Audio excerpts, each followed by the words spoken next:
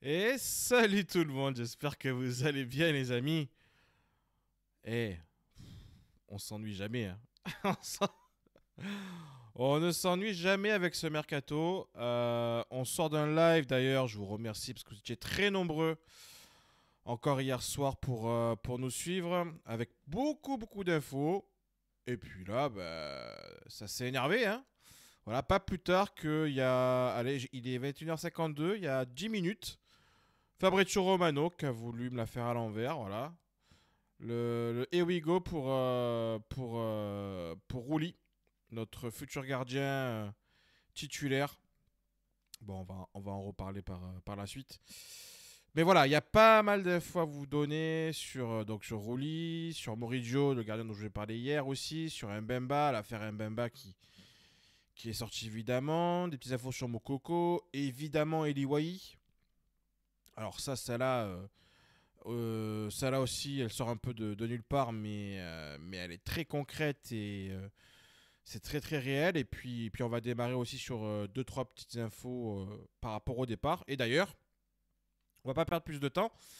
On va démarrer par tout ce qui est départ et ben, on va parler de. Alors, je commence en douceur, hein. C'est avec Daryl Bacola, la Provence, qui nous indiquait ce matin qu'un retour vers les U19 était prévu pour lui, puisque entre l'OM et l'entourage du milieu, il y a c'est un gouffre, hein, qu'il y a par rapport aux demandes du clan Bacola et puis ce que veut proposer l'Olympique de Marseille. Donc il y a très peu de chances que le joueur signe, contrairement à Enzo Sternal où ça va se faire. Donc voilà, dommage, évidemment, dommage. Après, chacun aura son avis, évidemment, par rapport aux jeunes joueurs et les entourages. Voilà, c'est un long débat qu'on pourrait avoir, mais par rapport à Bacola, voilà. Normalement, ça devrait retourner vers les U19. À voir maintenant, est-ce que l'on peut éventuellement le vendre? Est-ce qu'on peut en faire quelque chose? Ça sera aux dirigeants de voir ça. L'autre dossier chaud par rapport au départ, en tout cas les dernières nouvelles, c'était, alors j'en ai parlé déjà hier, c'était par rapport à Aminarit, car le Zénith pousse pour Aminarit, donc il y avait une offre aux alentours de 10 millions d'euros, entre 8 et 12, en gros, on m'a expliqué pour l'OM, et puis un salaire XXL pour le joueur, et Harit ne veut pas bouger, et il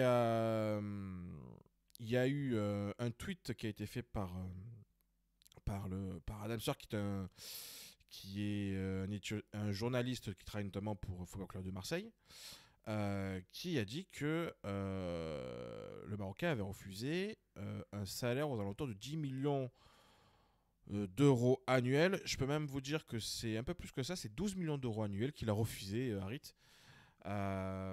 Il est. Voilà, bon, il confirme ce que je dis, c'est-à-dire que voilà, Harit n'est pas du tout emballé par la destination et qu'il y a des pays du Golfe évidemment aussi qui s'intéressent à Harit, et j'en avais déjà parlé évidemment de ça, notamment l'Arabie Saoudite, qui pourrait davantage intéresser Amin Harit, même si Amin Harit, encore une fois, je le répète, ne veut pas quitter l'Olympique de Marseille. Voilà, c'est clair et net.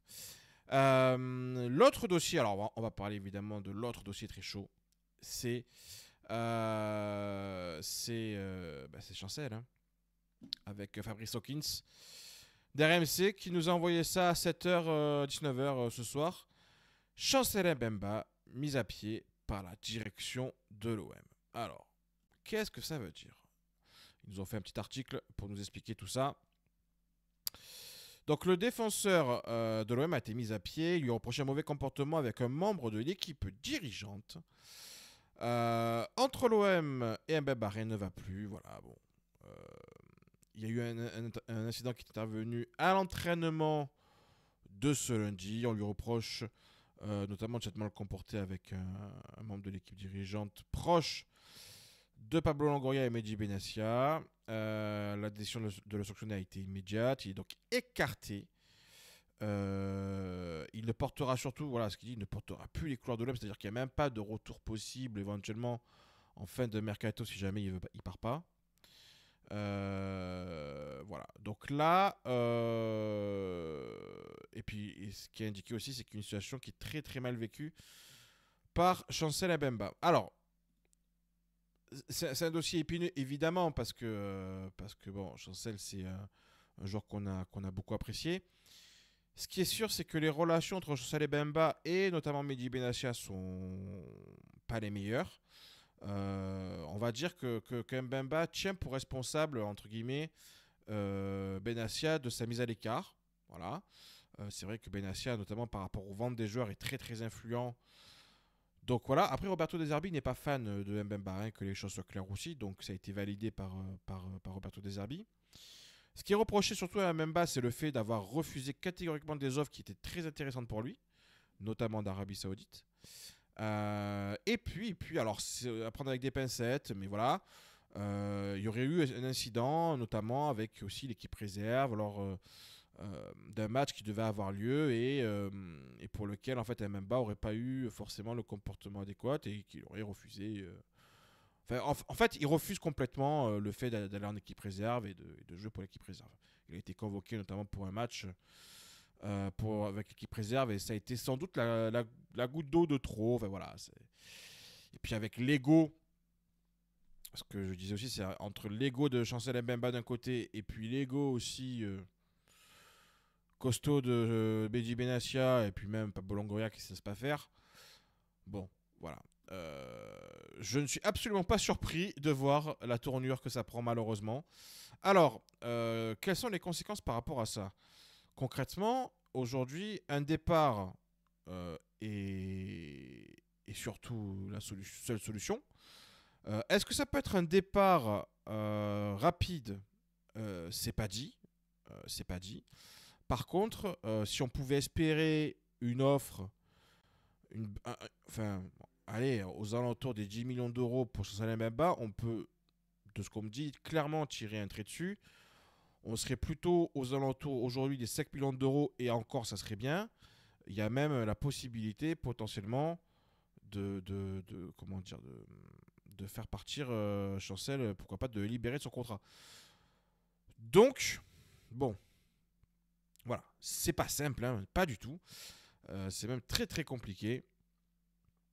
Voilà, c'est une situation évidemment malheureuse. Voilà, je vous remets notamment le tweet de Fabrice Hawkins qui a sorti l'info. Bon, voilà, après, donc on pourra avoir des discussions, hein, évidemment, sur le côté, oui, est-ce que c'est normal, est-ce que c'est pas normal, par rapport à lui. Alors, cette photo qui a été mise, bon, en plus, voilà, elle est symbolique, hein, c'est son but contre l'Atalanta, c'est un garçon qui, sur le terrain, entre guillemets, n'a jamais triché, même si il traîne une blessure qui est embêtante pour lui. Bon, voilà, et pour le club aussi. Bon, voilà, malheureusement, ça devait se goupiller comme ça se goupille comme ça, c'est comme ça. Voilà. On va espérer une fin pas trop compliquée et qu'on arrive tout simplement à pouvoir tourner la page. Parce que de toute façon, là, en termes de, de défense, on est au complet. Samuel Gico n'est pas encore parti, donc voilà. On est plus que complet, on est plus que full hein, au niveau des défenseurs centraux. On va passer maintenant à la partie, évidemment, des recrues. Et on va commencer. Bon, allez, on va commencer par le dossier Rouli. Alors, je vais vous le reprendre dans l'ordre chronologique un petit peu des choses. Je rappelle, encore une fois, que l'exclu, pardon. Alors, je sais qu'il y a une bataille d'exclus, hein, mais l'exclu sur Rouli, il n'y en a qu'un seul et c'est Romano qui l'a sorti. Voilà. Après, c'est facile hein, de récupérer les exclus, de dire qu'il y a potentiellement des accords, etc. Bref, voilà. Vous savez très bien de qui je parle. Donc, en tout cas, par rapport à Romano, l'exclu, c'est lui. Et il nous a indiqué, donc c'était hier, il nous a indiqué que l'OM discutait pour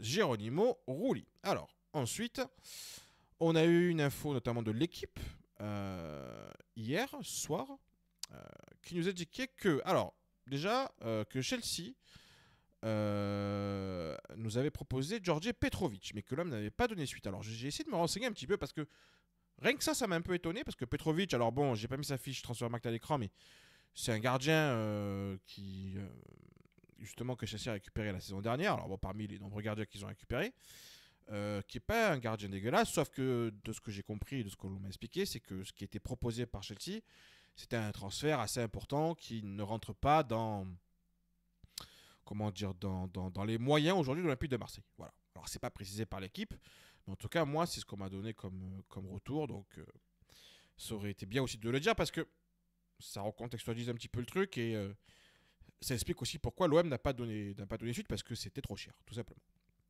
La cible numéro 1 du coup, c'est Rouli, apprécié par Roberto De Zerbi.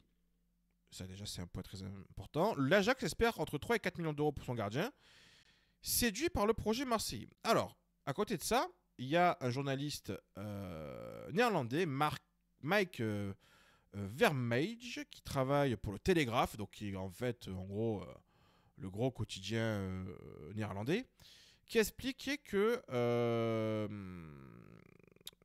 il y avait évidemment donc comment dire un contact entre l'OM et l'Ajax que le gardien touchait 4 millions d'euros bruts par an, qu'il avait un contrat jusqu'en 2026 et que la première offre de l'Olympique de Marseille n'approchait pas le prix demandé de 8 millions d'euros. Alors, c'est vrai qu'entre les 3-4 que nous indiquait l'équipe et les 8 millions d'euros que nous indique le journaliste néerlandais, il y avait quand même un gap, hein, clair et net. Au niveau de Fabrizio Romano, il nous indiquait que l'OM avait envoyé une proposition et que les discussions tournaient bien autour de 3 à 4 millions d'euros entre les deux parties. Donc, il le confirmait. Le journaliste argentin aussi, César Luis Merlo, qui nous indique, alors qu'il travaille lui pour qui il travaille lui il travaille pour lui-même peut-être. Ouais, ça doit être un journaliste. Mais en tout cas, qui est suivi par. Je sais qu'il est un bon journaliste. En gros, qui confirmait tout ça et qui disait que simplement les documents allaient vers un contrat de 3 ans, hein, jusqu'en juin 2027. Donc ça, pas de problème. Et puis Fabrizio Romano, donc je vous ai mis le tweet tout à l'heure. Le Here We Go pour un contrat donc et surtout un transfert de 3 millions d'euros. Rouli signera le contrat dans les prochains jours. Tout est OK. Donc, 3 millions d'euros, qu'est-ce qu'on se dit? Est-ce qu'il vient en fait en gros pour être titulaire? Moi, ce qu'on me dit clairement, c'est que oui, il vient pour être titulaire. Parce qu'il n'aura pas non plus un petit salaire. Hein. On parle de salaire aux alentours des 300 000 euros par mois, donc c'est pas rien. Donc voilà. Et même si le transfert est à faible coût, ce que j'avais expliqué, c'est que l'Olympique de Marseille, justement, pouvait très bien se tourner vers ce type de gardien-là, puisque le dossier Paul Lopez n'est pas encore réglé et qu'il va falloir le régler, puisque le dossier Paul Lopez, pour le moment, le garçon n'est pas encore parti. Donc, c'est surtout ça qui est qui est important. Je suis en train juste de vérifier une chose parce que je reçois des choses en même temps, mais non, ça va, il n'y a pas d'infos. Donc voilà, 3 millions d'euros, je trouve que c'est plus que correct pour un gardien finalement. Je vais vous montrer des stats après par la suite qui est pas voilà qui est pas si mal, hein, attention. Hein. Donc voilà, en tout cas pour Rouli. Moi, c'est vrai que de mon côté, alors, mais à coup pas incomplet, hein, j'avais des chiffres qui étaient totalement. Qui se rapprochaient plus du journaliste néerlandais que de Romano. Bon, je me suis planté par rapport aux chiffres qu'on me donnait, puisqu'effectivement, on me disait que l'Ajax réclamait aux alentours de 8 millions d'euros et que l'homme avait proposé 5 millions hors bonus. Donc, on n'y est pas du tout. Donc, voilà. Pourquoi je vous mets ça? Parce que par contre, il y a l'info que je donnais hier en live sur YouTube. C'est par rapport à Moridio, le gardien de Clermont-Ferrand. C'est aussi une possibilité, évidemment, qui peut se faire. Il a 31 ans. On parle d'un transfert d'un peu moins de 5 millions d'euros aujourd'hui. Mais est-ce qu'on peut faire les deux? Enfin, il y a une possibilité de faire les deux. Donc, départ de Paul Lopez. Comme je disais, j'ai pas plus d'infos par rapport à ça. Je ne sais pas s'il va partir ou pas. J'essaie de demander. Bon, pour le moment, on ne me donne pas forcément de réponse. Donc on verra le sujet Paul Lopez. Ce qui est sûr, c'est que Murillo ne viendra que si on trouve une solution pour Paul Lopez. Parce que j'imagine très mal qu'on ait Rulli, Murillo, Paul Lopez, Blanco. Enfin voilà, vous voyez, ça serait complètement délirant. Donc, évidemment que Paul Lopez partira. S'il part, il y a de très grandes chances que ce soit Murillo qui soit le gardien qui le remplace. Et Simon, je l'indique, lui par contre sera bien prêté. Alors après au niveau du timing, il va falloir voir, puisque là Blanco est blessé, il y a un match amical à jouer. Pour Rulli, il va falloir voir quand est-ce qu'il va arriver, au niveau de sa préparation. Donc avoir le prêt de Simon, est-ce que ça va être maintenant tout de suite ou plutôt en fin de mercato? Et du coup voir avec Nîmes si ça peut se coller. Attention aussi à ça, c'est un élément à prendre en compte. Voilà, par rapport à Murillo. Murillo, je voulais juste aussi vous montrer quand même assez rapidement sa fiche Transfermarkt, hein, parce que, alors même si, bon, je pense que tout le monde le connaît, hein, c'est l'ancien gardien de, enfin c'est d'ailleurs toujours le gardien de Clermont-Ferrand, qui a un contrat jusqu'en 2026 et qui a joué la saison dernière 30 matchs pour 54 buts encaissés et 5 clean sheets. Bon, après Clermont est descendu, hein, donc les stats évidemment sont pas fabuleuses. Mais quand même, voilà, il y a plutôt des choses intéressantes. C'est un bon gardien. On en parlera peut-être un peu plus par la suite si jamais un gros média, hein, évidemment, confirme la piste. Mais en l'état, on est plus sur Rulli, numéro un. Paul Lopez, bah, qui est mis de côté. Et Blanco qui est le numéro 2 mais qui est blessé. Et avec Simon qui est là aussi, on va voir un peu. On ne sait toujours pas par rapport à Blanco sa blessure. On nous parle quand même, hein, les retours que j'ai, globalement, c'est une blessure qui devrait l'éloigner plusieurs mois. Donc, voilà. Voilà un petit peu la situation par rapport au gardien. En tout cas, ce qu'il faut retenir, c'est quoi? C'est que Rulli va donc arriver du côté de l'Olympique de Marseille. Je vais juste quand même, je vais en profiter pour vous montrer ses stats, enfin ses stats à Rulli, parce que on a tendance à penser que c'est un gardien un petit peu cramé. Alors, il sort d'une saison 2023-2024. Je vous le fais en direct, hein, mais il sort d'une saison 2023-2024 où ça a été compliqué, puisqu'il a eu une grosse blessure. Il a eu une grosse blessure à l'épaule. Et cette grosse blessure l'a tenu éloigné, on va le voir à l'image. Voilà, ça l'a tenu éloigné pendant de longs mois. Il est revenu fin 2023, mais il est resté sur le banc. Et puis après, en fin de saison, il a récupéré une place de titulaire, notamment voilà, bon, pour un match contre Feyenoord où ils ont perdu 6-0, donc c'est peut-être pas le bon exemple. Mais après, par la suite, voilà, il a été plutôt présent. Ensuite, il a enchaîné avec la Copa América. Alors, il n'était pas titulaire, mais il était dans la sélection. Et puis, voilà, il était sur le banc, c'est ici. Et il a fait ensuite les Jeux Olympiques, pour lesquels, par contre, il était titulaire, éliminé en quart de finale par l'équipe de France. Dans une ambiance un peu tendue, on va dire. Voilà. Ce que je voulais vous montrer, par contre, c'est quand même que la saison 2022-2023 de Rulli, attention, on parle d'une saison qui est une saison plutôt, malgré tout, intéressante, hein, puisque il a fait 39 matchs au total. Alors, il est arrivé à l'Ajax en milieu de saison. Il était à Villarreal juste avant. Il était titulaire, hein, du côté de Villarreal. Voilà, et en 14 matchs, il était 14 fois titulaire. Et puis après, du côté de l'Ajax, il a été titulaire aussi. Donc c'est un gardien qui a encore pas si longtemps que ça était titulaire. Et puis si je prends la saison 2021-2022, je ne vais pas vous la montrer, mais lui aussi, il était titulaire. Il a fait plus de 40 matchs. Donc on n'est pas sur un gardien qui ne joue plus du tout depuis des mois, hein. Loin de là, hein. Loin de là. Donc c'est quelque chose à prendre en compte, et c'est un gardien qui sort d'une compétition, Jeux Olympiques. Il a 32 ans, il n'est pas du tout cramé, il ne faut pas croire ça. Donc voilà. Et je pense qu'à 3 millions d'euros, franchement, on s'évite un gardien peut-être trop cher et qui n'aurait pas porté plus de garantie. Là, c'est 3 millions d'euros. Bon, ça a l'air pas conséquent, mais en tout cas, voilà, c'est important. Mais voilà, un peu aussi, il a apporté de l'expérience. un caractère, hein, notamment je vous invite à aller voir la vidéo de Sam Football qui en parle très très bien de son caractère, voilà, donc voilà. Je voulais aussi enchaîner par rapport au dossier Moukoko, parce que dossier Moukoko c'est un dossier dont on a parlé déjà maintenant il y a quelques jours. Le Trou vous indiquait qu'a priori l'OM devait proposer une offre de prêt à coût d'achat de 15 millions d'euros plus des bonus. On m'a confirmé aujourd'hui que l'OM a bien fait la proposition d'un prêt avec option d'achat non automatique de 15 millions d'euros hors bonus. Alors, je ne sais pas si Dortmund a répondu positivement ou pas à cette offre-là. Je pense malgré tout qu'on est plus sur encore de la négociation. On m'avait expliqué au tout départ du dossier que Dortmund aimerait quand même un transfert entre 20 et 25 millions d'euros. Donc voilà, on va voir un petit peu. Alors c'est hors bonus, hein. Bah, après c'est toujours pareil, les bonus, comment vous les calculez, comment ils vont se débrouiller entre les deux clubs. On verra bien, mais en tout cas voilà un petit peu la toute petite info que je peux aussi donner par rapport à Mokoko.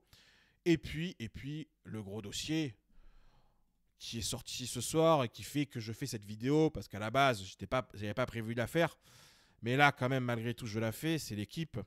Et c'est notamment Loïc Tanzi qui nous sort l'info comme quoi l'OM a fait une offre pour Eli Wahi. Alors, l'OM donc a envoyé une première proposition à Lens pour son attaquant. Le joueur souhaite rejoindre l'Olympique de Marseille. Alors ça, déjà rien que ça, c'est hyper étonnant. On va on va expliquer pourquoi après.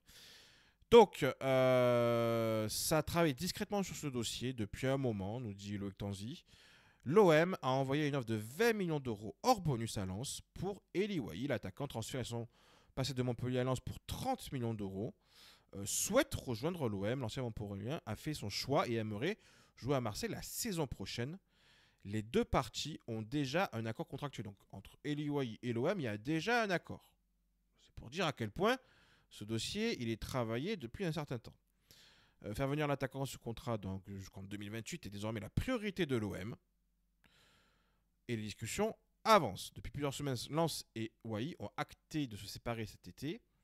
Le choix du joueur est fait. Ça sera l'OM. Alors, l'info, elle est sortie à 19h30. Il est 22h15 là, au moment où j'enregistre. Donc j'ai eu le temps de récupérer quelques infos, puisqu'effectivement, alors là, c'est un sous-marin de chez Sous-Marin. Déjà, pour vous dire qu'il y avait pas mal de clubs finalement qui étaient sur lui. Notamment des clubs de Ligue 1, mais aussi des clubs à l'étranger, et que lui, il a décidé de venir à l'Olympique de Marseille. Ce qui est d'autant plus étonnant, c'est que, alors pour ceux qui ne le savent pas, mais il a eu des déclarations lorsqu'il était plus jeune en disant je crois, il me semble, si je ne dis pas de bêtises, que s'il y a un club où il n'irait pas, c'est à l'Olympique de Marseille pour des raisons qui lui sont propres. Bon. Alors en commentaire, vous me raconterez l'histoire hein, si je me trompe, mais il me semble qu'il y avait un truc comme ça que j'avais vu passer. Bon, au-delà de ça, Lens l'avait recruté pour donc 30 millions d'euros. Par rapport aux négociations que l'on me donne aujourd'hui, c'est que Lens demanderait encore aujourd'hui 30 millions d'euros par rapport au transfert d'Eli Wahi, mais qu'en réalité, à 25 millions d'euros, ça part. Voilà. En gros, c'est ce qu'on me répond. Donc, 20 millions d'euros hors bonus. Voilà, je pense qu'on n'est pas loin du tout d'avoir un accord. Loïc Tanzi, malgré tout, l'équipe, alors on peut en penser ce qu'on veut, mais quand ça sort une info, généralement quand même, c'est carré. Donc voilà. Là, moi de mon côté, en plus, j'ai eu des retours m'indiquant que c'était effectivement totalement d'actualité. Une question qu'on m'a beaucoup posée aussi, c'est quid du dossier Moukoko et quid du dossier Nketiah? Comment ça se passe? Ben, concrètement, aujourd'hui, si on fait l'Iwahi, ça veut dire que le dossier Nketiah est terminé. Si on en croit l'équipe, aujourd'hui, le dossier l'Iwahi, c'est la priorité. Alors, moi de mon côté, j'ai encore les infos comme quoi on me dit que Nketiah est encore aujourd'hui espéré du côté de l'OM. Mais ça ne sera pas Nketiah et l'Iwahi. Ça, c'est non. Donc, c'est soit l'un, soit l'autre. Et par rapport à Moukoko, c'est un dossier qui est complètement à part et qui sera fait quoi qu'il arrive. Voilà. Quoi qu'il arrive, ils veulent le faire. Et on va en parler après, juste après, pourquoi et comment ça peut se goupiller cette histoire. Au niveau Deli Wai, parce qu'il faut quand même un petit peu regarder ses performances depuis cette saison du côté de Lens. On voit quand même que la valeur marchande, elle est encore à la 35 millions d'euros. Hein. Eli Wai, faut pas se tromper. Eli Wai, on parle quand même d'un attaquant, jeune attaquant français hein, qui a 21 ans. Il y avait une stat qui était sortie la saison dernière. C'était, il faisait partie des attaquants de 20 ans ou moins. Il avait les deux dans le classement des meilleurs buteurs. Il était juste derrière Mbappé. Mbappé qui a évidemment écrasé tout leur corps. Mais dans les attaquants français de 20 ans en Ligue 1, c'était le deuxième meilleur buteur de l'histoire.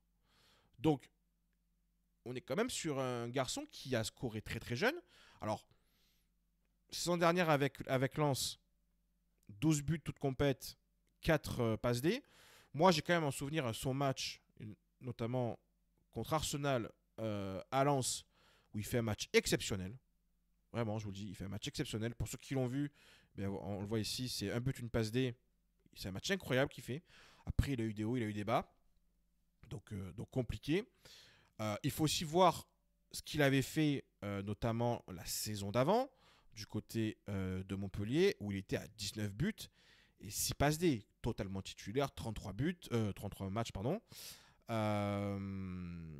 Il avait. Est-ce qu'il avait marqué contre nous? Il n'avait pas marqué contre nous, il avait mis.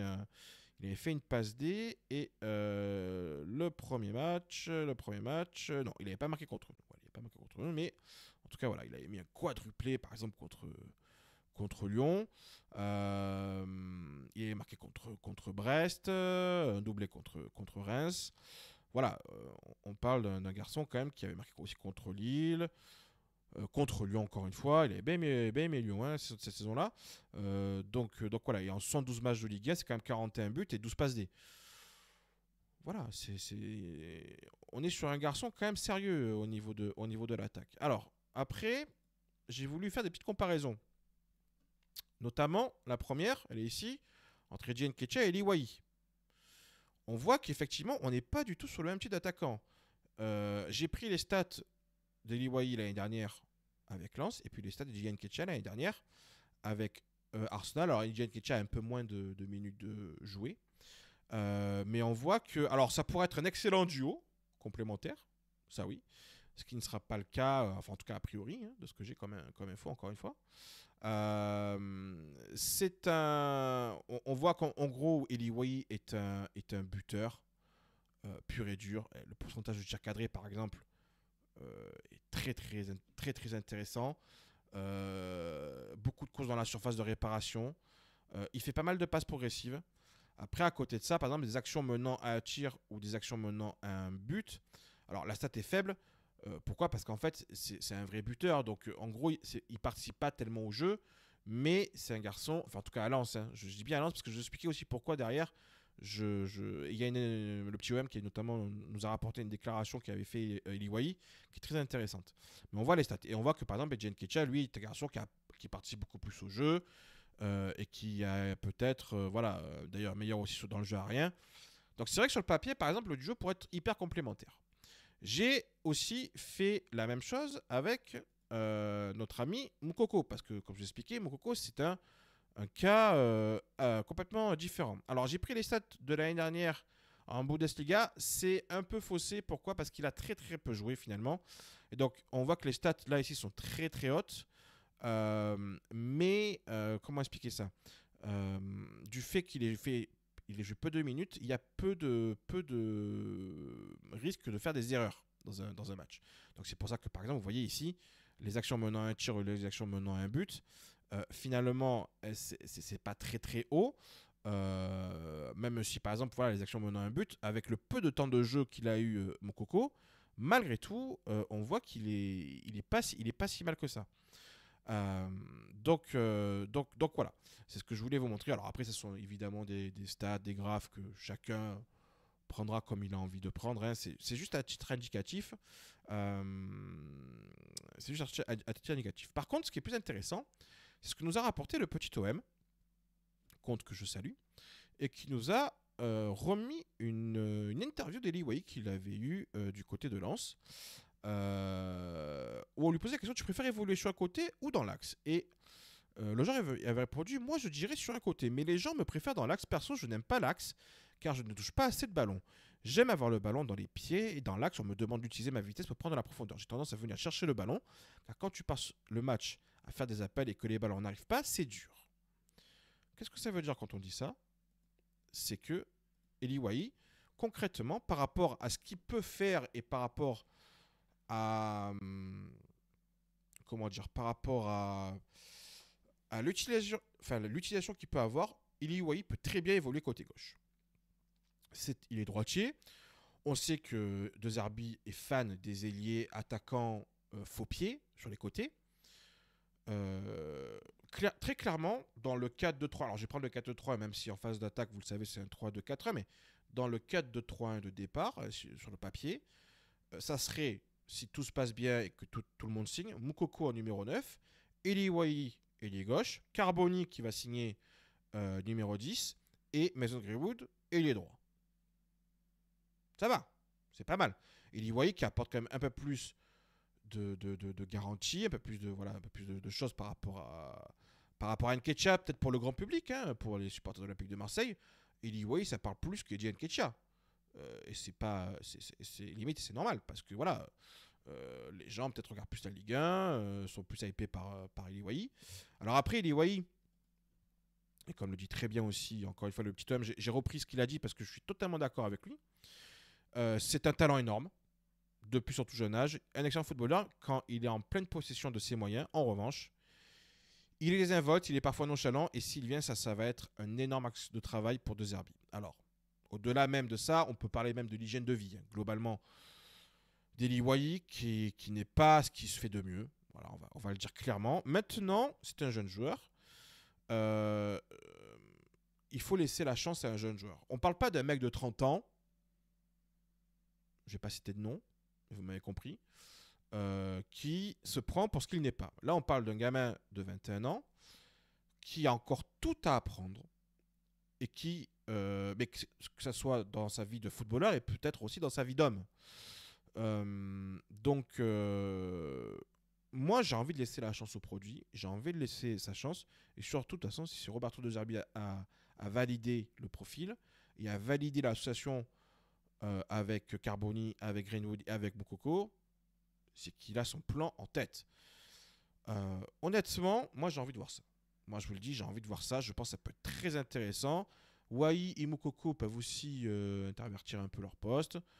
Ça peut beaucoup bouger. Hein, je pense que le secteur de l'attaque peut énormément bouger. Hein. Ça peut être vraiment très intéressant à étudier après tactiquement. Et d'ailleurs, c'est ce qu'on fera notamment avec Romain. Donc voilà ce que je voulais aussi vous montrer.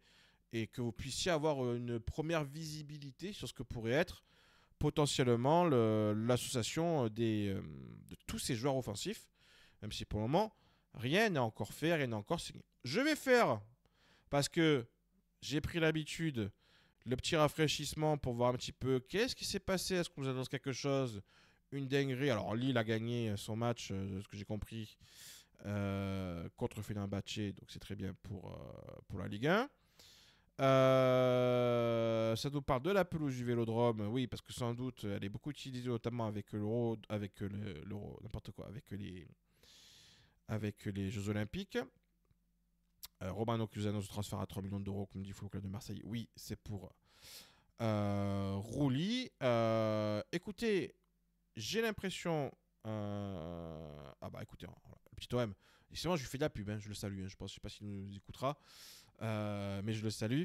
Alors il nous dit, pour pas fan de l'homme de mon côté, et pour être clair sur ce point, c'est par contre un excellent footballeur avec un gros potentiel. Il y a eu des trous d'air à Lens, clairement cette année, mais j'en vois dire saison ratée, 12 buts, 4 passes décisives toutes les 145 minutes.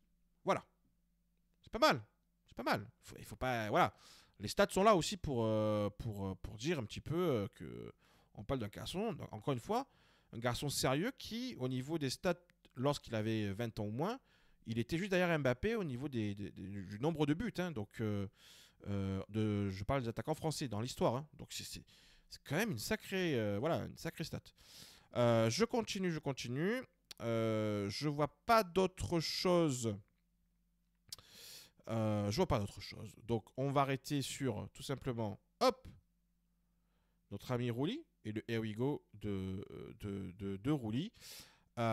Écoutez, en tout cas, voilà. C'était la petite vidéo que je pouvais vous faire ce soir. Voilà, je comptais regarder Team USA au basket. Bon, bah tant pis, c'est pas grave. J'ai vu l'équipe de France, d'ailleurs, félicitations.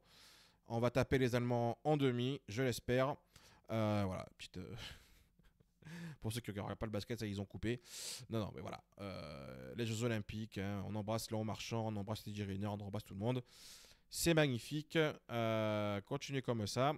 Donc voilà, bon, en tout cas, moi, évidemment, s'il y a des nouveautés, eh ben, on n'attendra pas jeudi, parce que jeudi soir, on repart en live avec Julien. Donc s'il y a des nouveautés, eh ben, demain, je repars avec une petite vidéo. Par contre, s'il vous plaît, les gars, Fabrizio et compagnie, si vous pouvez nous faire ça un peu plus tôt dans la journée, ça serait cool quand même. Parce que là, la vidéo que j'ai envoyée à 23h, évidemment, c'est sympathique. Voilà. Bon, je vous dis en tout cas, bonne soirée à tout le monde. Bonne nuit hein, pour ceux qui vont regarder la vidéo maintenant. Et puis ceux qui vont la regarder demain matin, bonne journée à tout le monde. Et puis on dit surtout allez l'OM. Allez, ciao tout le monde.